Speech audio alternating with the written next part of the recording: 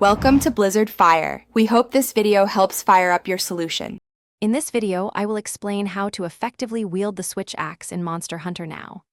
This versatile weapon allows you to fluidly switch between two powerful forms, a swift axe mode and a potent sword mode. Understanding when and how to transition between these modes is key to maximizing your damage and adapting to any monster's movements. We'll cover the core mechanics and essential strategies to help you become a master Switch Axe user. Sword mode is your primary damage dealer, offering powerful attacks that hit hard.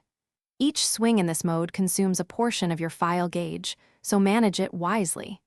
The ultimate goal is to reach the amped state, where your attacks gain explosive properties, dealing significantly more damage.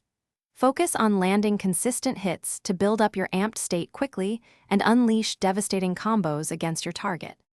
Axe mode is your go-to for mobility and maintaining pressure. It allows for quicker movement and has a longer reach, perfect for closing gaps or repositioning. Crucially, Axe mode regenerates your file gauge, letting you prepare for another powerful sword mode burst. Utilize attacks like the Wild Swing to cover ground, hit multiple targets, or simply create openings for your more potent sword mode attacks. The true power of the Switch Axe lies in its seamless transitions.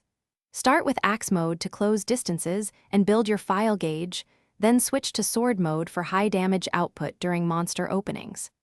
Don't forget your powerful morph attacks, which deal significant damage while changing forms. Practice these transitions to maintain constant pressure, adapt to monster movements, and maximize your overall hunting efficiency. Thanks for watching. If you found this helpful, don't forget to like and subscribe.